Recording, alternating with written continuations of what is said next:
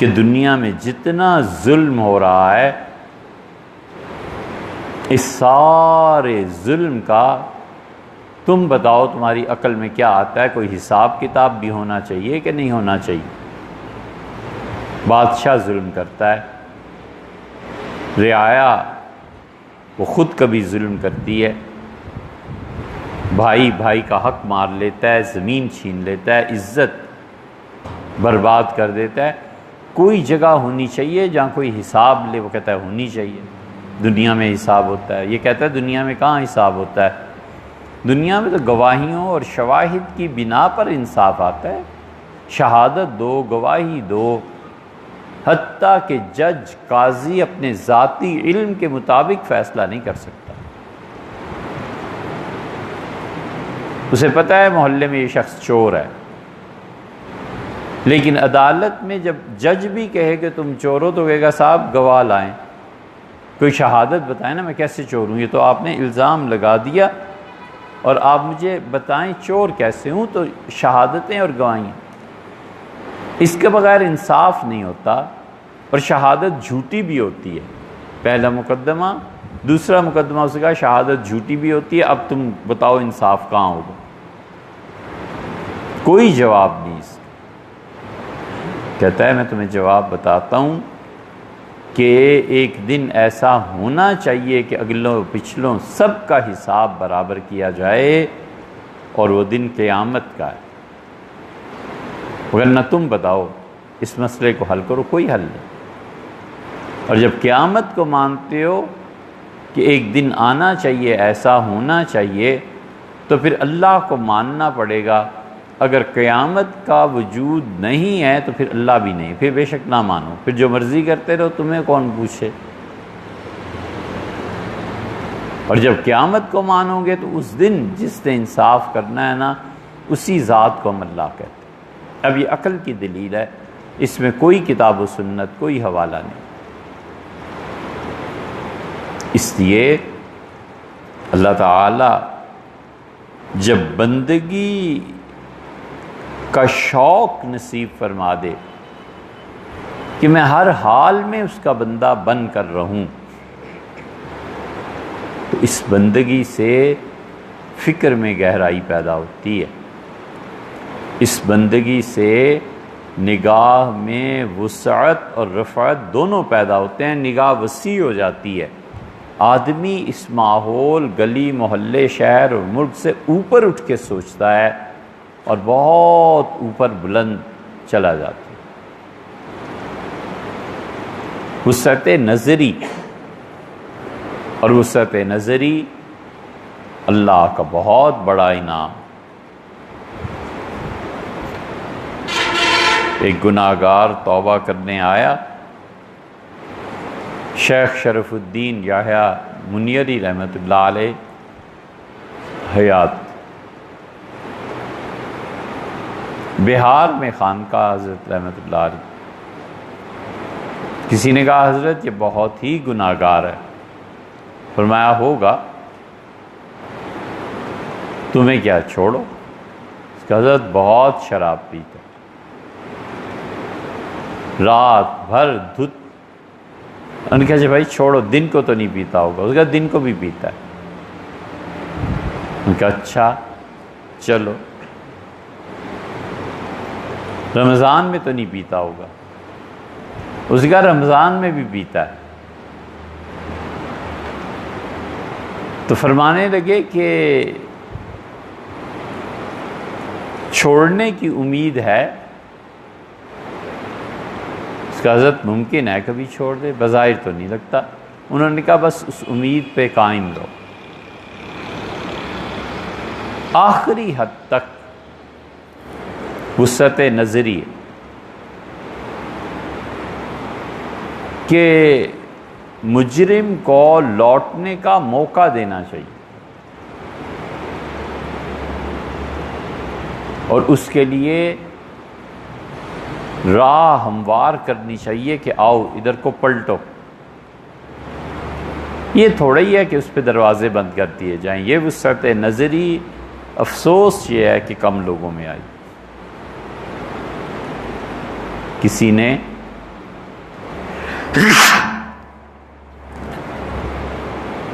ایک سوال بھی دریافت کیا ہے، یہ اس کا بھی جواب ہے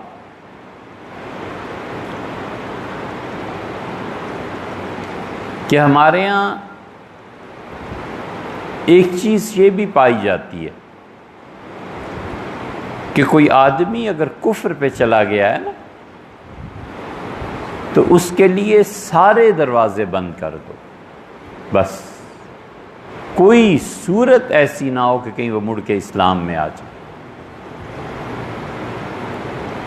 کوئی صورت ایسی نہ ہو کہ اسے اللہ کا بندہ بننے کی، عقیدہ ٹھیک رکھنے کی توفیق ملے۔ یہ اسلام کا مزاج نہیں ہے، یہ اسلام کا طریقہ نہیں ہے۔ جو لوگ کفر پہ مر گئے ہیں، جا کر ان کی قبریں اکھیڑنا، ان کے گھر جلانا، زندوں کو مارنا، یہ اللہ نے نہیں سکھایا، جب تک کہ وہ حربی کافر نہ بن جائیں۔ حربی کافر کا مطلب یہ ہے کہ وہ آپ کی بستیوں کو آگ لگا رہے ہیں، آپ بھی جا کے کریں، پھر تو جنگ ہو گئی نا، اس میں تو پھر کسی کی بھی چھوٹ نہیں۔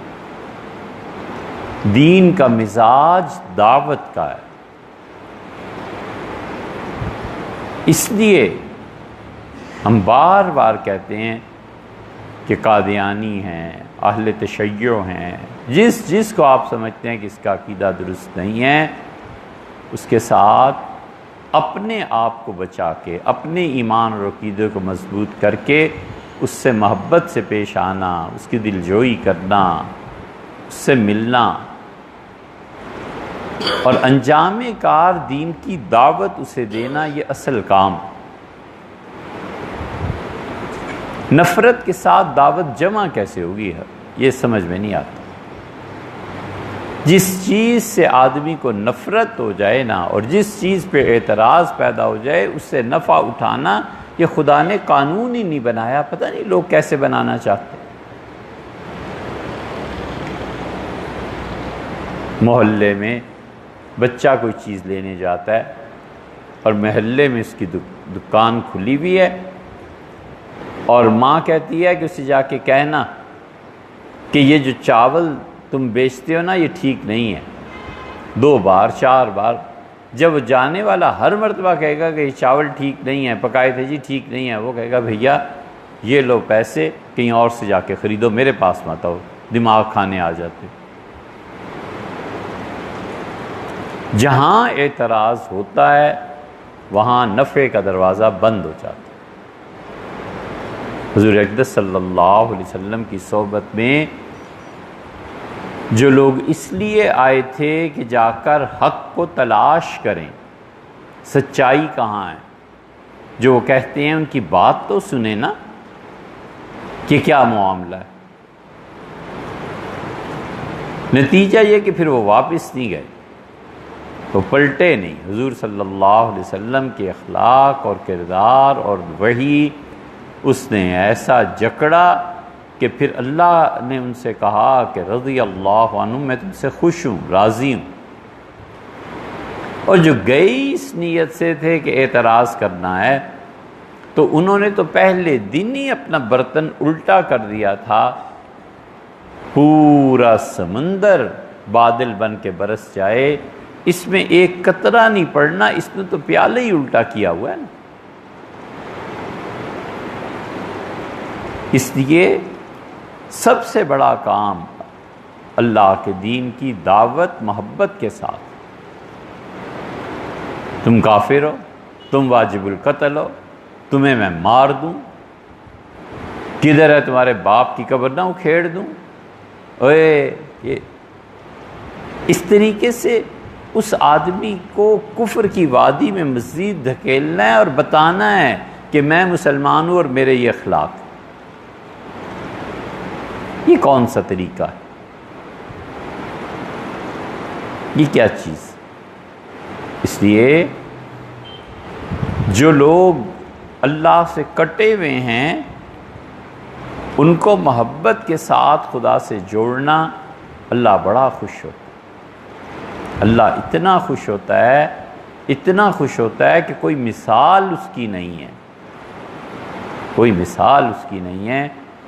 ماں کے 10 بچے ہوں اور ایک بچہ گم ہو جائے، 2 گم ہو جائیں، اور بھیڑ میں تلاش کرتی پھرے، اور کوئی کہے کہ یہ لیں آپ کا بچہ، ماں کی حالت قابل دید ہوتی ہے۔ دوسرا بچہ وہ کہتا ہے جی یہ لیں، دوسرا بچہ بھی آپ کا آ گیا، ماں اس کے پاؤں پکڑ لیتی ہے کہ تیری مہربانی میرے بچوں کو ڈھونڈ لایا ہے، دعائیں دیتی ہے، پیسہ ہو تو پیش کر دے، چندہ دے دے، ساری عمر ممنون کے حصے میں۔ یہ ساری کل مخلوق اللہ کی اولاد ہی تو ہے، اور اس کی اولاد گھر کا راستہ بھول گئی ہے، پتہ نہیں چل رہا کدھر جائیں۔ اس کی اولاد کی رہنمائی کرنا کہ یہ تیرے بیٹے اور بیٹیاں، اللہ انہیں قبول فرما لے، یہ اللہ کو کتنی خوشی اس سے ہوتی۔ آدمی جب خوش ہو نا تو کبھی یہ بھی سوچے کہ میں خوش ہوں اور میرا رب بھی اس سے خوش ہے، پھر خوشی دوبالا ہو جاتی ہے۔ اگر اللہ سے کوئی تعلق ہو تو خوشی میں اور خوشی شامل ہو جاتی ہے کہ میں اس عمل سے خوش ہوں، شکر ہے، اطمینان سے نماز پڑھی ہے، میرا دل خوش ہے اس سے، اور میرا رب بھی خوش ہوگا کہ میں نے اس کے لیے 2 سجدے کیے ہیں، اطاعت ہے، بندگی ہے، قبول فرما لے، تو اور خوشی ہوتی ہے کہ 2 رکعتیں پڑھنے کی توفیق ملی۔ فتح الباری میں حافظ ابن حجر رحمۃ اللہ علیہ روایت لائے ہیں کہ رسول اللہ صلی اللہ علیہ وسلم نے فرمایا کہ تم مجھے 1000 آدمیوں کے قتل ہونے کی، کافروں کے مارے جانے کی اطلاع دو، 1000۔ تو مجھے اتنی خوشی نہیں ہوتی جتنی ایک آدمی کے اسلام قبول کرنے کی خبر پہ خوشی ہوتی، اس لیے کہ وہ تو گیا نا، اب جہاں جانا ہے اس ایک آدمی۔ سیدنا علی رضی اللہ عنہ کو یمن جب بھیجا تھا تو فرمایا علی ایک آدمی کو بس، صرف تمہاری وجہ سے دین کی توفیق مل جائے، یہ جو سرخ اونٹ، متاع خالص، پیور گولڈ، فرمایا یہ اس سے بھی کہیں زیادہ آگے کی چیز، کسی آدمی کو خالص سونے کا ڈھیر مل جائے، فرمایا اس سے بھی بلند تر بات ہے کہ ایک آدمی کو تمہارے ذریعے ہدایت ملے۔ ہماری جو نسلیں آ رہی ہیں نا، ان میں نفرتیں، ان کو یہ سبق پڑھانے، وہ جوانی کے جوش میں تو پڑ جاتے ہیں، اس کو مارو، یہ کرو، یہ کرو، یہ کرو، مگر جب عمر ڈھلتی ہے تو پھر اتنی نفرت پیدا ہوتی ہے کہ تم نے مجھے برباد کیا، یہ نہ کر۔ اس لیے بندگی میں کمال، اس کا شوق ہونا چاہیے۔ یہ تابعین بڑی عبادت کرتے تھے۔ کسی نے ایک تابعی رحمت اللہ سے پوچھا کہ حضرت اتنی نمازیں، اتنے روزے، شوق دیکھو کیا ہے اور کمال کیا ہے؟ انہوں نے کہا یہ سب کچھ کرتا ہوں تاکہ صحابہ کرام رضی اللہ عنہم جب جنت میں جا رہے ہوں تو ان کے ساتھ ہم بھی شامل ہوں اور وہ دیکھیں کہ پہلے ہم جاتے ہیں یا وہ جاتے ہیں۔ ایک جگہ آیا ہے کہ انہوں نے کہا صحابہ رضی اللہ عنہم قیامت میں جب ہمارے اعمال کو دیکھیں تو یہی نہ سمجھیں کہ بس انہی کی حصہ ہے جنت، وہ اپنے بعد مرد چھوڑ کے اس دنیا میں گئے تھے۔ کہا ہمارے کندھے ان کے کندھوں کے برابر جائیں گے، انہیں پتہ چلے کہ بعد والوں نے بھی کچھ کام کیا۔ یہ بندگی کا شوق ہے۔ آدمی دیکھے کتنے فیلڈ اویلیبل ہیں، کس میں کمال پہ پہنچ سکتا ہے۔ تو اللہ کی بندگی اور اطاعت کا میدان تو کبھی بھی ختم نہیں ہوتا۔ ریٹائر ہو گیا تو ریٹائرمنٹ کے بعد اب اس محکمے میں کیا آگے عہدہ حاصل کرنا ہے؟ کچھ بھی نہیں۔ کرنل ریٹائر ہو گیا تو اب وہ کہاں سے بریگیڈیئر اور جنرل کا کیسے بنے؟ وہ موقع ختم ہو گیا نا۔ بچے نے میڈیکل کالج چھوڑ دیا اور کسی اور ڈپارٹمنٹ میں چلا گیا، اب اسے کہاں سے موقع ملے گا؟ بہت سے میدان بند ہو جاتے ہیں اور بہت سے میدان کھلے رہتے ہیں۔ جو کھلا ہوا میدان ہے نا اللہ کی بندگی کا، اللہ کے ساتھ تعلق کا، یہ کمال کا میدان ہے۔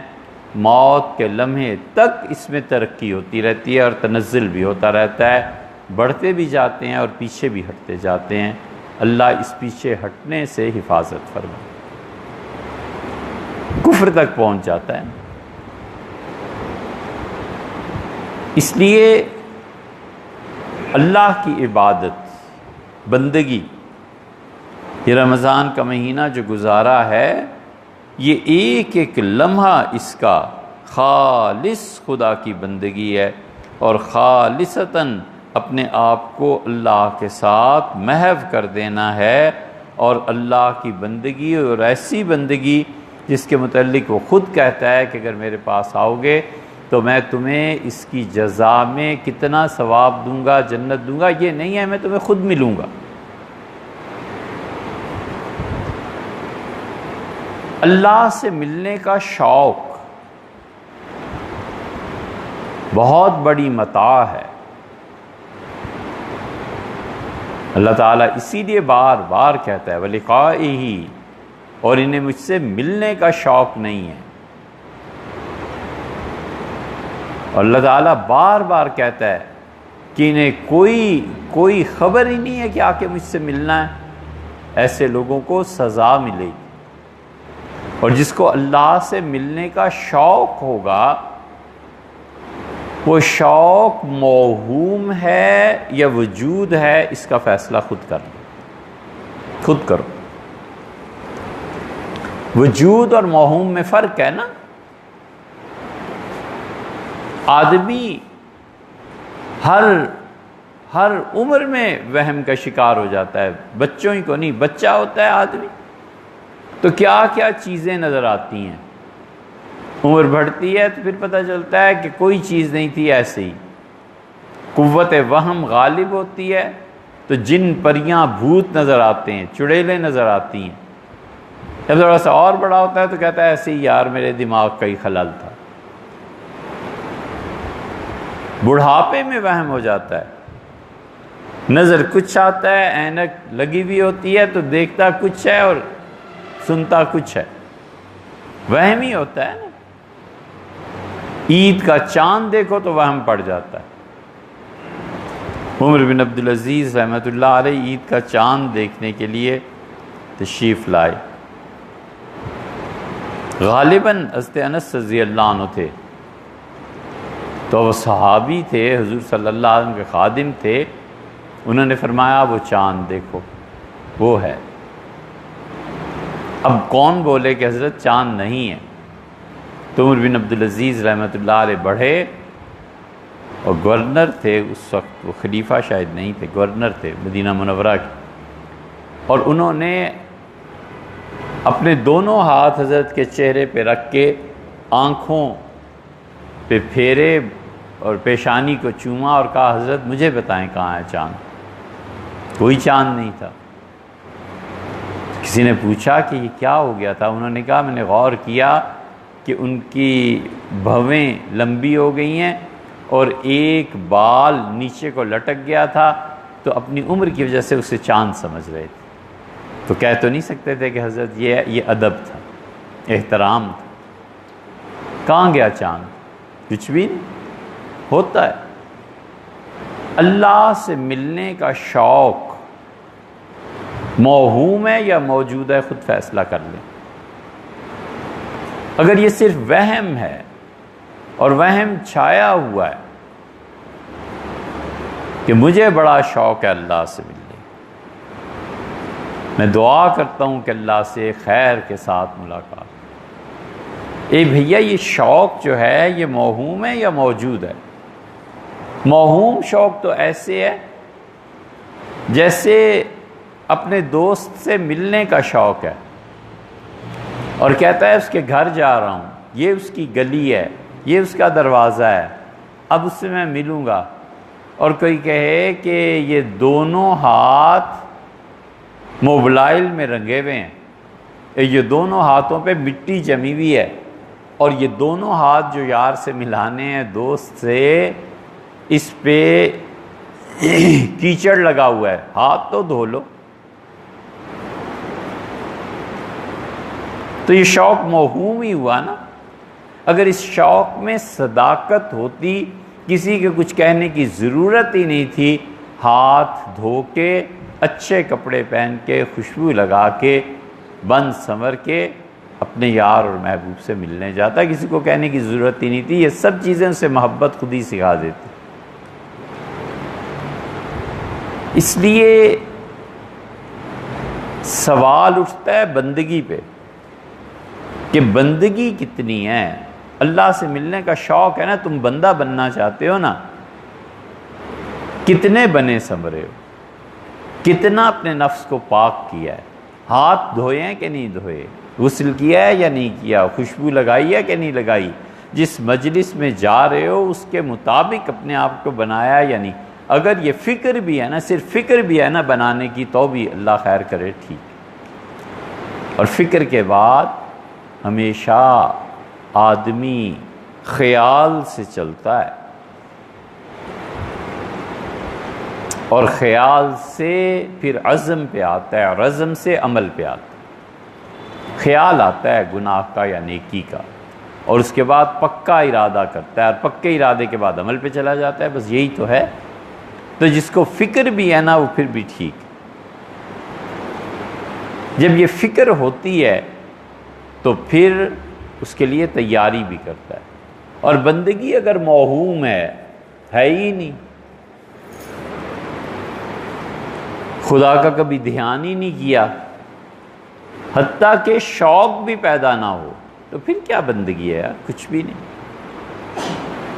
ہم میں سے بہت سے لوگ اللہ کی عبادت نہیں کرتے، وہ اللہ کے خیال کی عبادت کرتے ہیں۔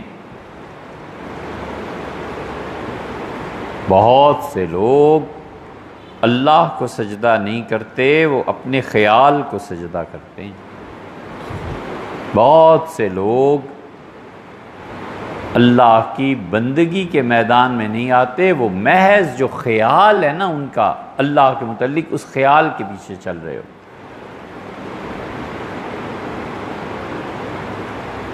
نقش بر آب ہے، پانی پہ لکھنا ہے، پانی کا لکھا کون پڑھے اور کون سے قائم رکھے؟ کچھ بھی نہیں۔ بہت سے لوگ، ان کا ایک تصور ہے خدا کے بارے میں، یہ اس تصور کی عبادت کرتے ہیں، وگرنہ اللہ کی ذات، اس حقیقت کو مانتا ہو، ریئلائزیشن ہو کہ اللہ ہے، اللہ میرے ساتھ ہے، وَمَعَكُمْ أَيْنَمَا كُنْتُمْ، لوگو تم جس حال جس جگہ پہ ہو اللہ تمہارے ساتھ۔ مَا يَكُونُ مِن نَجْوَى مِن ثَلَاثَةٍ إِلَّا هُوَ رَابِعُهُمْ، اور لوگو تین جب تم مل کے بیٹھتے ہو نا کوئی مشورہ کرنے، چوتھا اللہ ہوتا ہے۔ وَلَا خَمْسَةٍ إِلَّا هُوَ سَادِسُهُمْ، اور کوئی پانچ ایسے نہیں ہے جن کے ساتھ چھٹا ان کا پروردگار نہ، اور اس سے کم اور اس سے زیادہ ہر جگہ وہ تمہارے ساتھ ہے۔ اگر اسے اللہ کے وجود کا پتہ ہو کہ اللہ ساتھ ہے، مجال ہے کہ وہ گناہ کر جائے، مجال ہے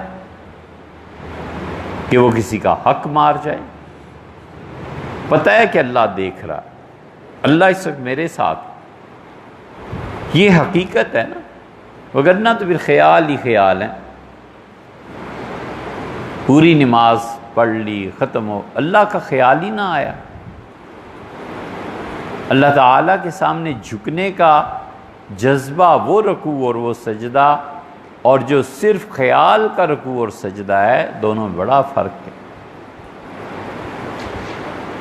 جب خیال ہوتا ہے کہ جھک رہا ہوں اللہ آپ کے سامنے، اور جب خیال ہوتا ہے سجدے کا، اور دل میں یہ ہوتا ہے کہ اللہ کوئی کائنات میں ایسی طاقت کا، کوئی طاقت اس کائنات میں نہیں جہاں میرے جیسا سرکش اور ظالم جا کے جھک جائے، بس تو ہی ہے اللہ، تیرے ہی سامنے ماتھا ٹیکتا ہوں، وہ سجدہ اور ہے اور ہمارے سجدے اور ہیں۔ یہ چیز ہے۔ اس لیے موہوم اور موجود کا فرق سمجھے اور کمال حاصل کرنے کا شوق پیدا کرے کہ کمال پہ جانا ہے۔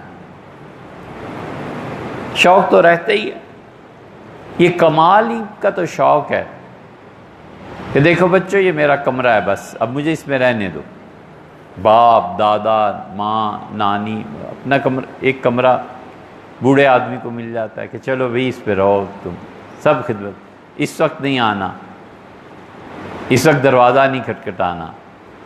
اچھا اب سردی آ رہی ہے، سوچتا ہوں کس دن جا کے ہیٹر لے آؤں، کئی گھنٹے میں ہیٹر کا انتخاب، اچھا بچوں مجھے اے سی لا دو، اچھا یہ رضائی اپنی، ہزاروں چیز ہر آدمی کی ضرورت ہے نا جی۔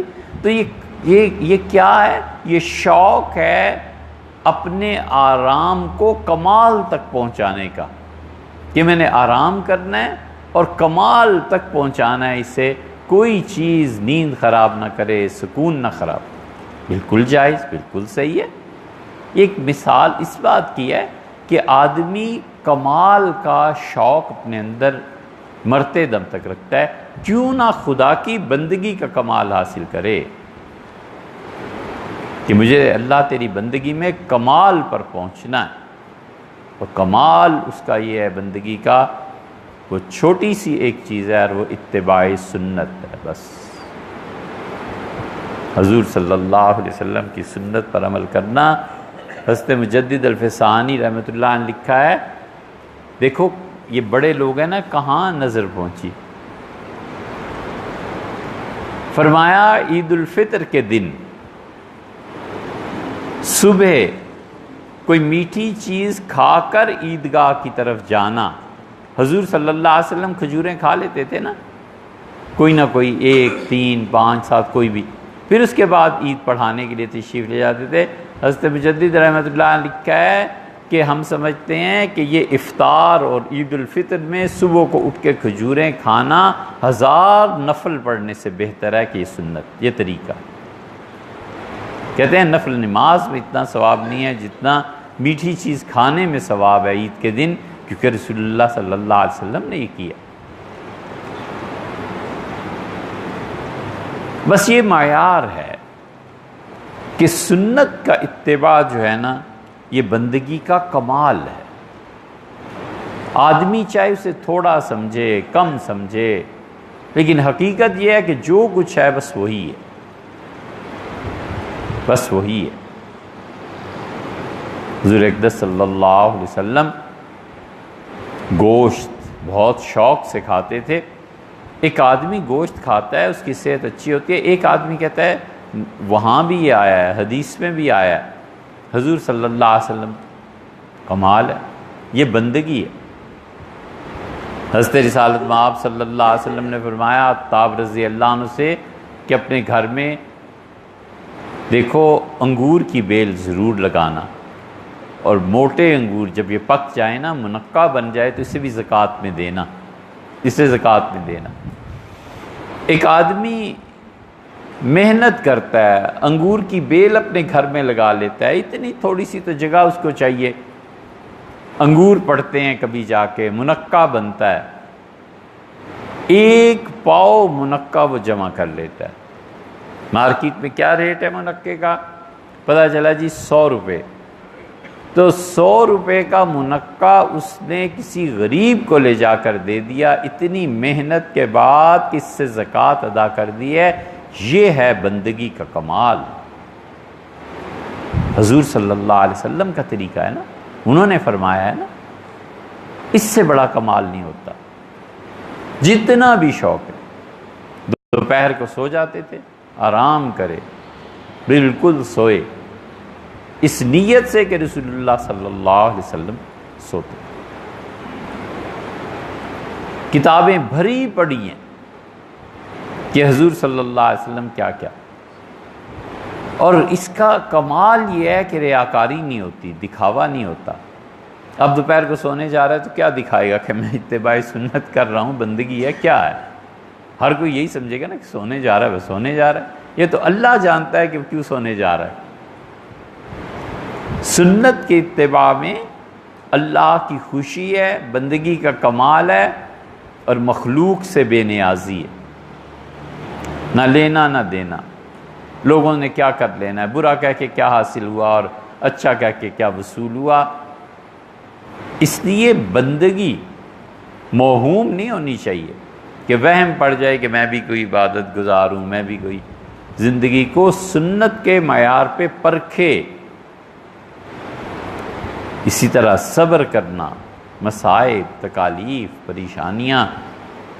حضور اقدس صلی اللہ علیہ وسلم کی حیات طیبہ کو کبھی آپ پڑھیں نا، سیرت کو، غالباً کوئی 6 مہینے بھی مسلسل ایسے نہیں گزرے جس میں کوئی نہ کوئی مصیبت نہ آ گئی ہو۔ خاندان میں، گھر میں، باہر، اپنوں میں، کافروں میں، ہر 2-4 مہینے بعد کوئی نہ کوئی آزمائش، کوئی نہ کوئی آزمائش۔ اب ادھر سے کافر آ رہے ہیں، ادھر سے گھر میں کوئی مسئلہ بن گیا ہے، ادھر صحابہ کرام رضی اللہ عنہ پہ کوئی مشکل پیش آ گئی ہے، ادھر کوئی اور چیز ہو گئی ہے۔ حضور صلی اللہ علیہ وسلم کی ساری زندگی صبر کا ایک مثالی نمونہ تھی۔ یہ صبر اپنے اندر پیدا کر، یہ کمال کی چیز، یہ صبر پیدا نہیں ہوتا۔ اس لیے بندگی کو ثابت کرنا ہے، ثبوت دینا ہے کہ میں آپ کا بندہ ہوں۔ مصیبت اور پریشانی آئی ہے، اب اس سے جان نہیں چھٹ سکتی۔ اللہ کی رضا کے لیے سر خم کر دینا کہ مولا جو تیری مرضی ہے نا، بس ٹھیک ہے، نہیں ٹلتی، تو ہی ٹالے تو ٹالے، کوئی نہیں ٹال سکتا۔ موت کون ٹال سکتا ہے؟ حتیٰ کہ اللہ کا اپنا قانون اور قاعدہ کہ دوبارہ دنیا میں نہیں بھیجنا، اب کیا کر سکتا ہے؟ کچھ بھی۔ یہ سب چیزیں ایسی۔ روزے رکھے، بڑی کوتاہی ہے اللہ کی بندگی میں۔ یہ کوتاہی عمومی طور پر چھا گئی ہے، لوگ نفل روزے نہیں رکھتے۔ نفل روزے رکھنے چاہیے، ہفتے میں 2 تو رکھے نا، پیر کو اور جمعرات۔ حضور صلی اللہ علیہ وسلم 2 روزے رکھتے تھے، اگر کوئی بیماری، کوئی ذوق، بڑھاپا، یہ چیزیں نہ ہوں، رکھنے چاہیے روزے۔ 13، 14 اور 15 چاند کی راتیں، تینوں راتیں روشن ہوتی ہیں نا۔ 13 کو بھی تقریباً چاند پورا ہوتا ہے، 15 کو بھی، اور 14 کو تو ہوتا ہی ہوتا ہے۔ ان 3 دنوں میں روزے رکھنا، حضور صلی اللہ علیہ وسلم ایسے کیا کرتے۔ کبھی ویسے ہی روزہ رکھ لینا، اللہ کی اطاعت، بندگی اور خوشی کے لیے روزہ رکھنا۔ گرمیوں کی طویل دوپہر میں کس دن روزہ رکھنا، تاکہ اللہ کی بندگی اور اللہ کی محبت، اس کا احساس اپنے اندر بھی، اور اللہ بھی دیکھے کہ میرا یہ بندہ مجھ سے محبت کرتا ہے، میرے لیے پیاسا ہے، میرے لیے بھوکا ہے۔ فائدہ اٹھانا چاہیے ان چیزوں۔ سردیوں کی طویل راتیں قرآن کی تلاوت میں، اللہ کی عبادت میں، یہ ساری چیزیں ایسی ہیں جو بندگی کو وہم سے حقیقت میں منتقل کرتی ہیں، وگرنہ تو ہر کوئی کہے گا کہ اللہ کا بندہ ہوں، تم نے بندگی کے ثبوت کیا دیا ہے؟ اللہ سے عافیت مانگنی چاہیے۔ اگر بندگی کا ثبوت وہ میدان جنگ میں مانگ لینا کہ آؤ یہ میدان جنگ ہے اور خون اور سب کچھ، کتنے آگے بڑھیں اور کتنے پیچھے ہٹیں، خدا ہر طرح کے امتحان سے محفوظ فرمائے۔ یہ چیزیں کہ موہوم اور موجود میں فرق کرنا، اور کمال کا شوق ہو کہ خدا کی بندگی میں کمال حاصل کرنا، اور کمال کا پیمانہ میں آپ کچھ نہیں، حضور صلی اللہ علیہ وسلم ہے، ان کی اطاعت اور ان کی سنت کا قیام ہے، بس جتنا سنت میں وہ گہرا اور منہمک ہے اتنی ہی اس کی بندگی مستحکم ثابت موجود ہے، موہوم نہیں۔ اللہ تعالی ہم سب کو عمل کی توفیق بخشے۔